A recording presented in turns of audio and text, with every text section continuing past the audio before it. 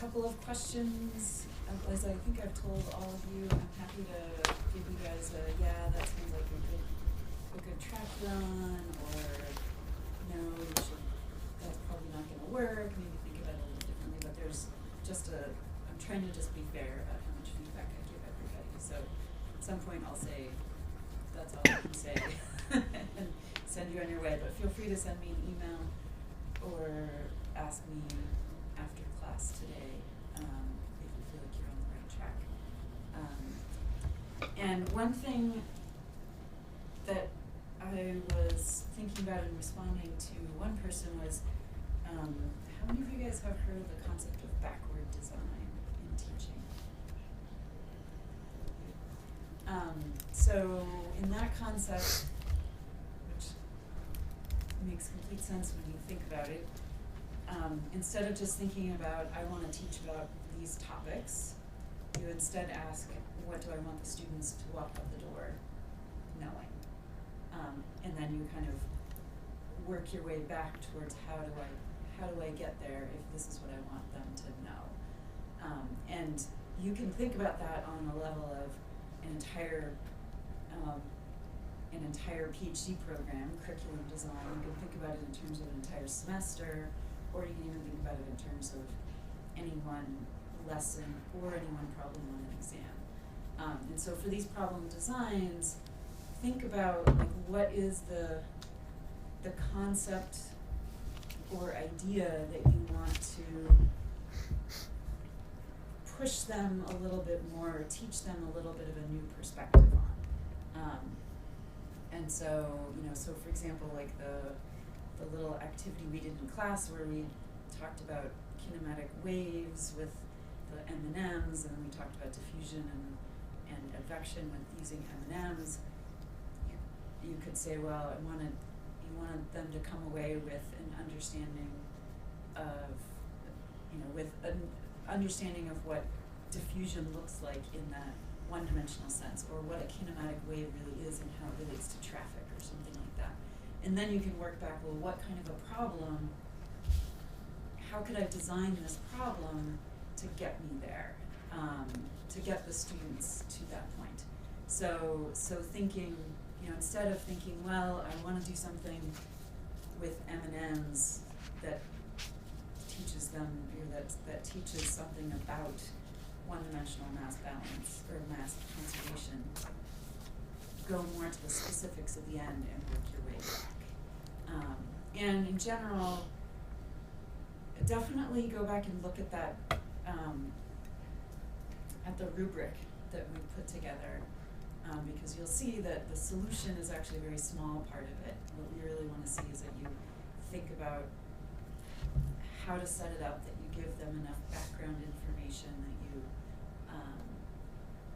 and that you do push them either in terms of using math that we've already done in the class, and you're getting them to use that math to look at something geo-related from a new perspective, or vice versa. You're using a relatively simple geoscience concept, but using it to teach them a new way to look at it in terms of the math and the physics concepts. So you don't have to do new with both. You don't have to both push them outside their comfort zone mathematically and in terms of a crazy geo-application, twisting things around. So I would recommend just trying to do one or the other. But think about what it is you want the student, your imaginary student, to come away with in that problem. So yeah, does that make sense? Okay. So yeah, please let me know, and you can email me or you can come talk to me in person. I'm going to be out of town on Thursday and Friday, so you'll have to email me at that point, because I'm giving a talk down in Seattle. And so on Thursday, I'm shifting the schedule around a little bit. Today we're going to finish up the in-class problem, the third of the in-class problems from last Thursday, and then we're going to jump in and and discuss rheology and what that really looks like on the micro scale that underlies a lot of the math that we're working on, and think about it in a little more broader way. And then Thursday, you guys are actually going to recreate some versions of, I know you love my in-class experiments, but you're basically going to recreate what you did in the, or we'll do a couple of different ones, but one will be taking a stack of books and a heating pad and kind of recreate the computing assignment in real life. And then we have a couple of other options you guys can be creative with, like starting with a cup of boiling water and some insulation around it, and see how that temperature changes through time. These are the ones the students did last year. They did the stack of books and they did the cooling down glass of hot water. But I'll leave some supplies for you guys if you want to try some other ones, like a pan of cold water, and if you want to put little drops of hot water or a hot something else in it, you can see how the temperature diffuses and adjusts through a pan of hot water. We'll have this little FLIR camera that you can look at the temperature distribution, and but we'll also have a little IR, little thermal gun thing, so you can take measurements, point measurements. I think I've got a couple of those. So I will leave a pile of those supplies and some instructions with Matt, and he'll hopefully be able to come in there. And if it's not Matt, then it'll be Jeff. He'll come in and kind of help. It's fun, and then still meeting in here, right? We'll just do okay. it in here. Yeah, it'll just be little things. And in your written assignment, which I did post up, one of the problems in your written assignment is basically to compare the actual measurements that you make on Thursday in class with the analytical or computational solution, depending on the problem. Because they're all, with the relatively simple ones, of course, if you guys do a really complicated convection diffusion swirly model in here, then you're not going to be able to compare that with the real measurements with the results. But so make sure you take good notes and take measurements, write down all of your measurements, because you'll be just hand plotting them up and comparing them to the solutions for the simpler problems that we've done. I won't be here on Thursday. Can I copy someone else's yeah, so you guys data? can all get together and share the notes and the measurements, make sure that everybody has them. Yeah, no problem. Okay. So the next thing I just wanted to touch on, I've got your problem sets 90% of the way graded. I just need to finish them up and post them. But just a couple of things I wanted to comment on really quickly. The first problem, you guys all pretty much did it correctly. Some of you were like, this is way too low of a speed, what's going on? And the only thing that most of you didn't do was multiply by the width of the glacier, because so you divided by the width later on, but you didn't multiply by the width in the beginning, and so when it all came out in the end, you were off by a factor of 1,000. So the speeds of the glacier should have been like 20 meters a year to, well, one of them I think was 20 meters a year, but a variety of more reasonable speeds. So it was a relatively simple mistake. So that's one that most people did, and it was good to recognize. And it's totally, I like it when you say, "Hey, this doesn't look right," but I don't see where my mistake is. That's totally fine to say. On the second one, pretty much everybody, even those who recognized that the boundary condition between the two layers, it seems like everybody kind of stumbled at trying to figure out how to apply that. Everyone started out right with solving the problem separately in both layers. And most of you actually got to the point of like saying, well, we know that these have to match, the velocities have to match, and the shear stresses have to match. So, but it seemed like at some point everybody kind of stumbled over following through with that all the way to the end. And so it seemed like everybody had sort of the right idea, but then there was something that either you didn't quite see that you could have two boundary conditions at that place, because that gave you enough boundary conditions to actually solve it all the way through. And that's fine. It's a common place for people to stumble on that problem. It's kind of one of the things that I like about that problem. But the one thing that I think that I guess I'm surprised after seeing that everybody seemed to have stumbled with it a little bit, is that nobody asked me a question about that. Yeah, and so part of it I think this time is by the time we actually like got to that point and had that, it was already you weren't like around anymore, and it was getting into the weekend and towards the end of the week.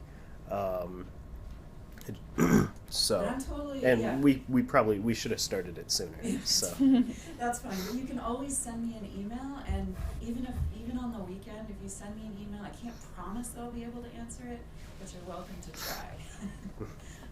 And it is weird having it due on Sunday. If I'm not available at all Saturday and Sunday, then that definitely makes it tough for you guys.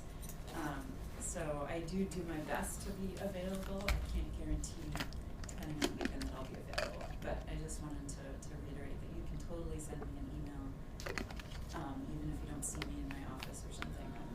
And if it's a question that I feel like I can answer through email, then we'll find time to talk about it. And if it's a question that I feel like everybody would help knowing the answer to, then that's an easy way for me to just email everybody back and say, hey, somebody asked this question, here's kind of the hint that I'm going to give you along the way. So that's fine. And so part of that, what I would love is I'm willing to give you guys points back on that problem, partial points back, if you go through and walk through the rest of it. Even I'll give you the answer. You can see my answers. It's mostly all there. So you can even look through my answer and rewrite it. But I just think it's a good, just for practice, like walking through it yourself and writing it out, even if after you have the answer from my solution set. I'll give you points back for that, because I think that's helpful for you to just walk through it. So I will post those later in class. Any questions? The equation dictionaries due Sunday as well, right? Yeah, so in that, again, just to reiterate, I really just look to see that you've done it and it generally looks complete, or that you've basically got most of the stuff that one might expect. It's up to you exactly what you want in it and how you want to structure it. And a reminder, I know I've said this a bunch of times, but it's at the end for the final exam, that full equation dictionary from the whole class is what will be the notes you can have during your exam. So you won't have any other, it's not open book in any other way. So in terms of writing out this equation dictionary, it's for you, to help you kind of summarize the key points and what helps you in knowing that you might have to rely on that, or that you will have that to rely on in your final exam. So as long as you do it, and it mostly looks like it's at least got kind of the bulk of what I might expect, I'll just do a quick skim through it, and then you'll get full credit for it during this turn-in, and then you'll turn in the next one with the next problem design. So it's really easy to get full credit for the equation dictionary if you just keep it up over the course of the semester. and then hopefully it's useful for you in learning as well, and then you'll use it in your final exam. Okay.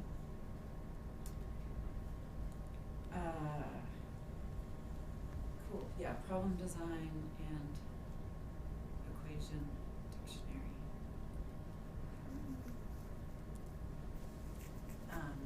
And then I did post the next, so October, let's see, a week from now, October 31st is the Monday, and that's when your computing will be due, which is normal.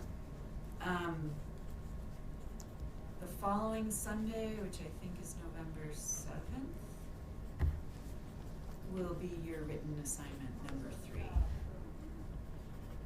So we'll keep alternating every week.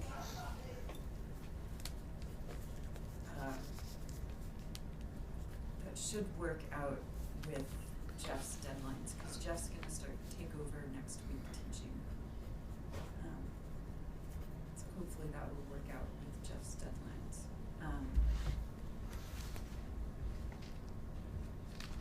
And then the problem design for units 3 and 4,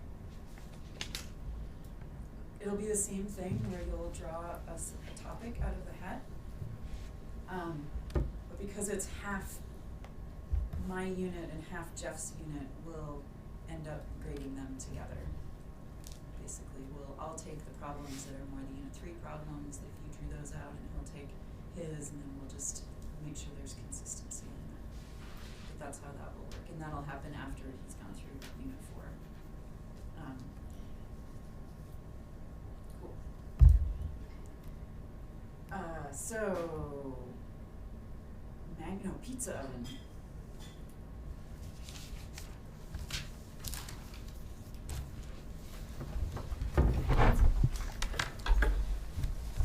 A couple more copies of these. Anybody wants one? Oh, sorry.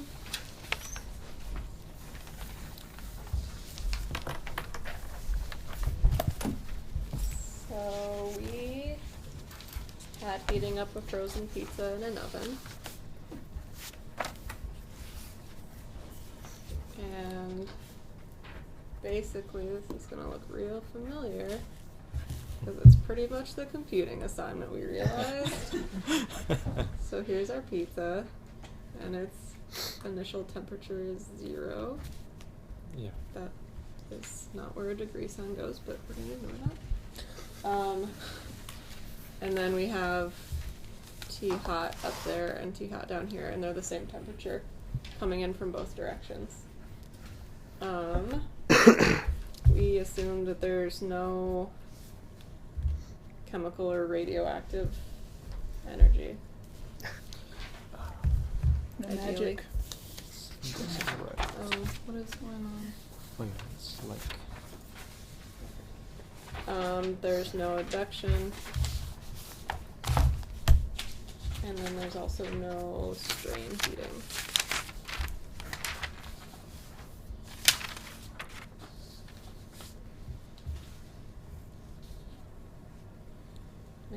Maybe it's gonna write that word?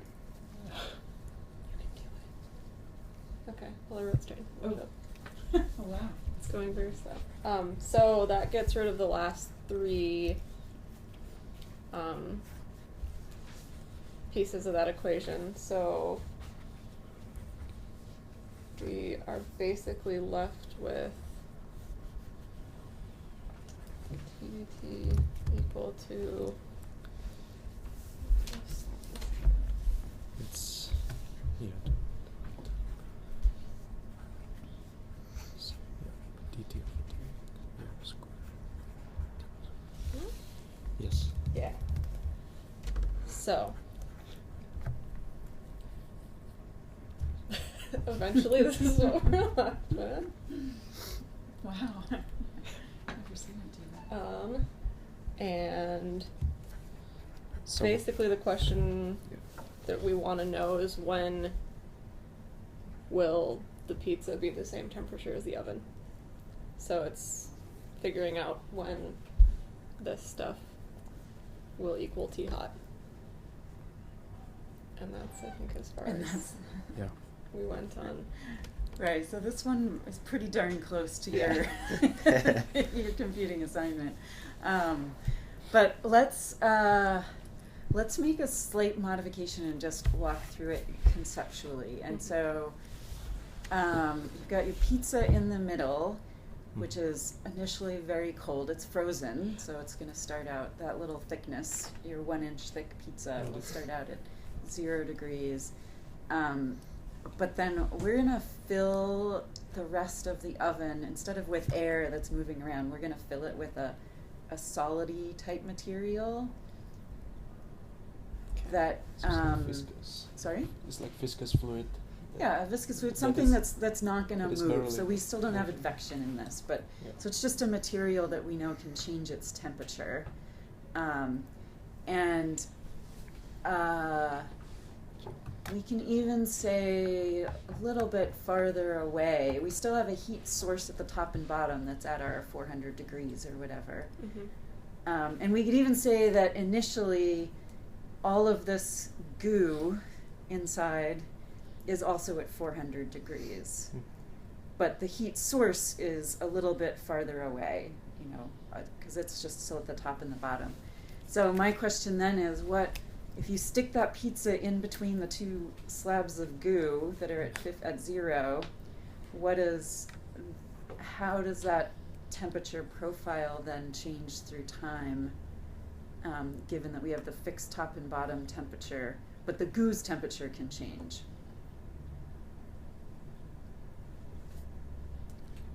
So maybe So draw a plot of the initial temperature. yeah, this is not. Wouldn't that make Responding. the problem more complicated, though? Well, let's walk through. Yeah, I mean it's a Yeah. little different. Yeah. This isn't recording what Mhm. I'm doing. Yeah. It keeps saying reconnecting and stuff. Turn it off and on again.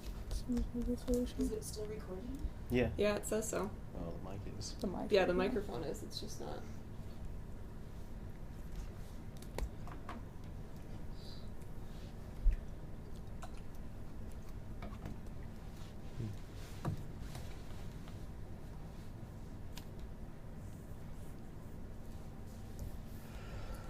It's not getting a good connection. Oh, I think we can.